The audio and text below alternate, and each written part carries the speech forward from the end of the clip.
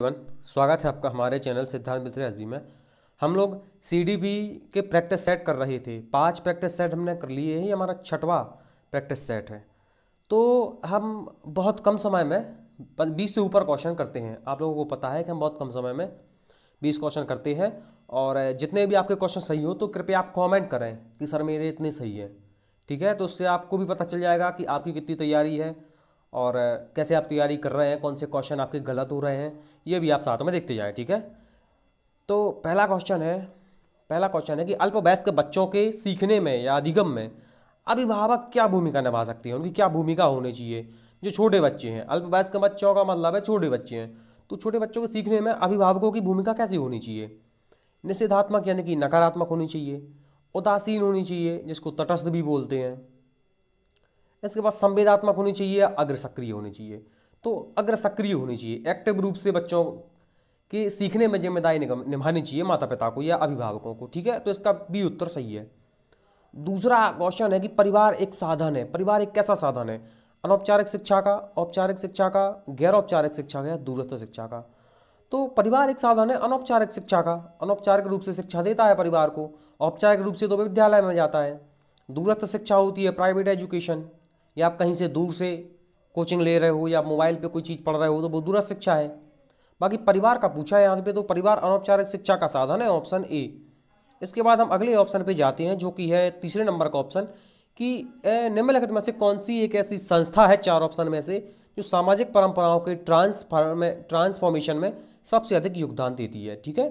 सामाजिक परंपराएं हैं, उनके हस्तांतरण में या स्थानांतरण में कौन सी ऐसी 4 ऑप्शन में से एक ऐसा ऑप्शन है जो सबसे अधिक योगदान देता है। तो इसका सही उत्तर है परिवार। इसका सही उत्तर क्या है? परिवार। ना विद्यालय इसका सही है ना पड़ोस सही है, इसका परिवार सही है। इसके बाद अगला है कि सामाजिक अधिगम कहाँ से प्रारंभ होता है। अलगाव से, अलगाव मतलब लोगों से अलग अलग होकर रहो। दूसरा भीड़ से, तीसरा संपर्क से, चौथा श्रव्य दृश्य सामग्री से। तो इसका सही उत्तर है भीड़ से। तीसरा इसका सही उत्तर है भीड़ से नहीं, सेकंड है भीड़ में। इसका सही उत्तर है संपर्क से। लोगों के साथ आप संपर्क करेंगे, लोगों के साथ जुड़ेंगे, यहाँ से सामाजिक अधिगम होगा आपका। आप सामाजिक रूप से आपका विकास होगा और आप बहुत सारी चीज़ें सीखेंगे। तो कैसे सीखेंगे? संपर्क से, जब आप लोगों से संपर्क करेंगे। तो तीसरा इसका सही है। अगला है कि विद्यार्थियों के साथ संप्रेषण का अर्थ क्या होता है। आप बच्चों के साथ संप्रेषण करते हैं, इसका अर्थ क्या होता है। तो विद्यार्थियों के साथ संप्रेषण करने का अर्थ क्या है? पहला ऑप्शन, उनसे प्रश्न करने को कहना। दूसरा, उनसे विचारों को आदान प्रदान करना। तीसरा, उन्हें निर्देश देना। चौथा, उन्हें अपने विचारों से अवगत कराना। क्या सिर्फ उन्हें आप अपने विचार बताएंगे, उनके नहीं सुनेंगे क्या? इसका सही उत्तर है विचारों का आदान प्रदान करना। वो कुछ बोले तो आप सुने, आप उनसे बातचीत करें, एक दूसरे से आप लोग बातचीत करें, ये होता है संप्रेषण का अर्थ। तो दूसरा सही है, विचारों का आदान प्रदान करना। इसके बाद अगला है कि समाजीकरण है। तो समाजीकरण क्या है आपको बताना है। समाजीकरण क्या है? समाज के मानदंडों या समाज के नियमों में परिवर्तन करना। शिक्षक के द्वारा पढ़ाए गए के बीच संबंध, ये तो बिल्कुल गलत ऑप्शन है। समाज के आधुनिकीकरण की प्रक्रिया, ये भी बिल्कुल गलत है। सही उत्तर है समाज के जो नियम है, मानदंड मतलब नियम, रूल रेगुलेशन। समाज ने जो नियम बनाए हैं उनके साथ आप अनुकूलन करें, उनके साथ आप समायोजन करें।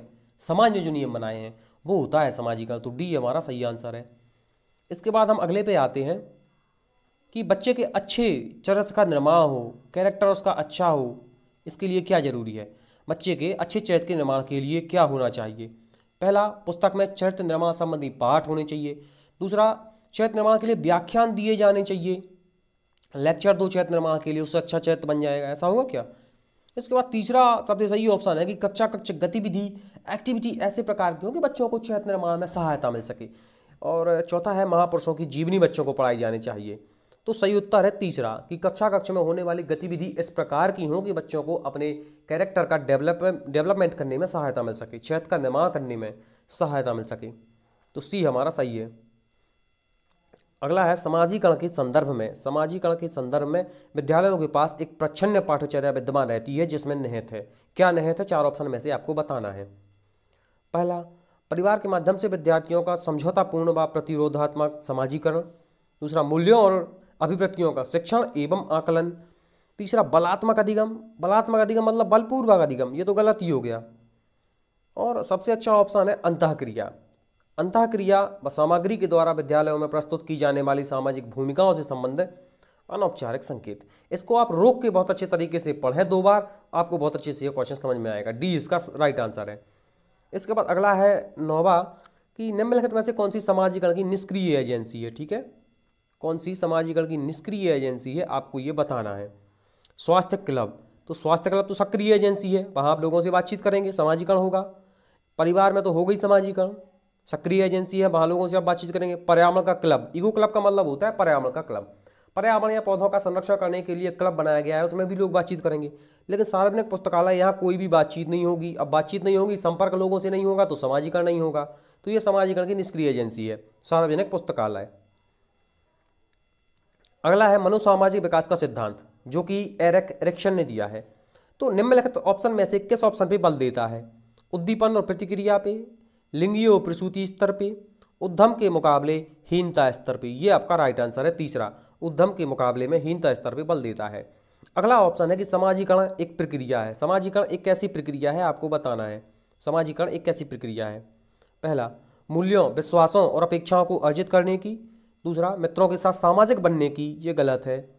तीसरा, घुलने मिलने और समायोजन करने की। चौथा, एक समाज की संस्कृति की आलोचना करना सीखना। ये तो कितना गंदा ऑप्शन है, किसी की आलोचना करना।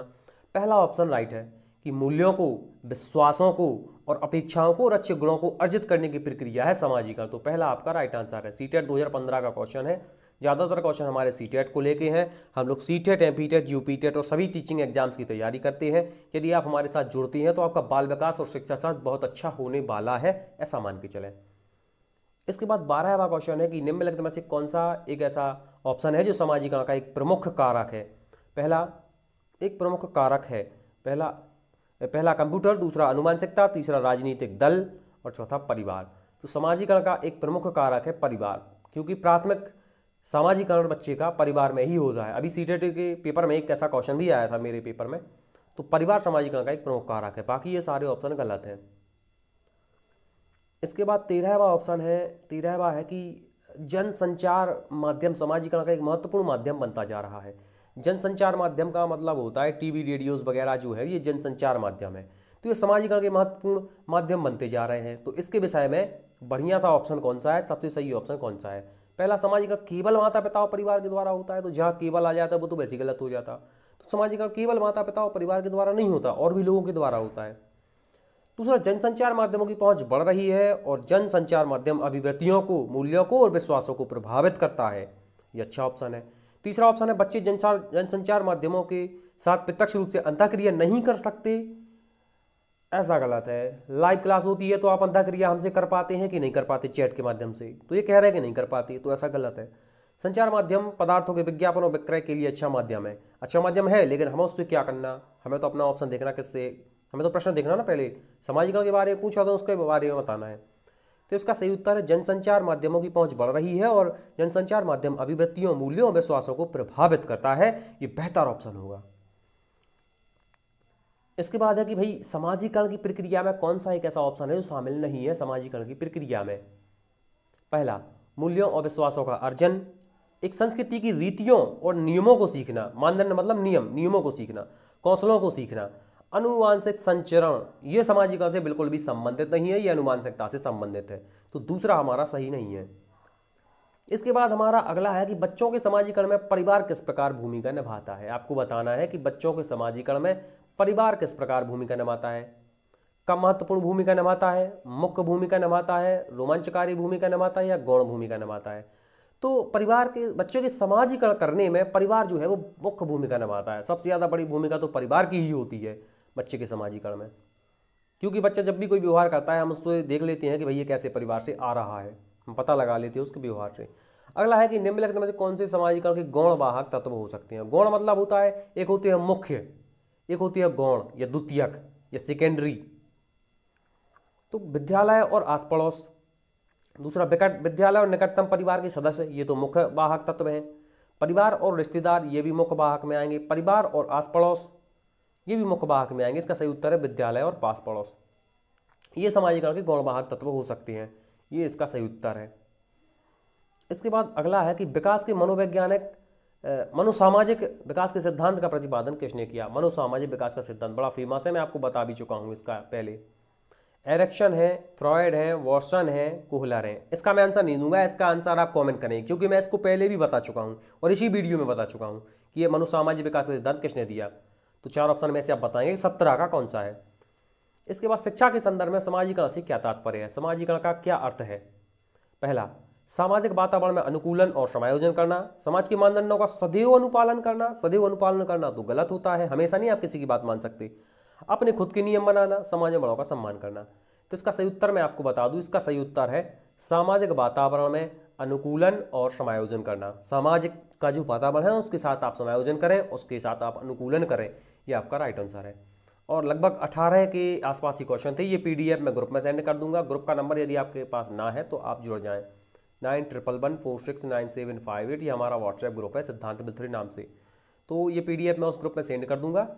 और MP TET, C TET, UP TET और सभी टीचिंग एग्जाम्स की अच्छी तैयारी के लिए आप हमारे साथ जुड़े रहें। और ये हमारी वीडियो का एंड है। और यदि आपने चैनल को सब्सक्राइब न किया हो तो चैनल को सब्सक्राइब कर दें, बेल आइकन को दबा दें। ये हमारी वीडियो का एंड है और मिलते हैं हम अपने नेक्स्ट वीडियो में।